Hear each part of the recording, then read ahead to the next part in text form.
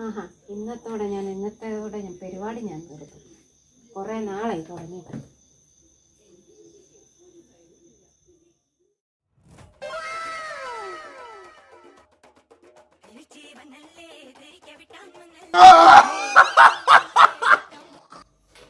തല കൈ വെച്ച്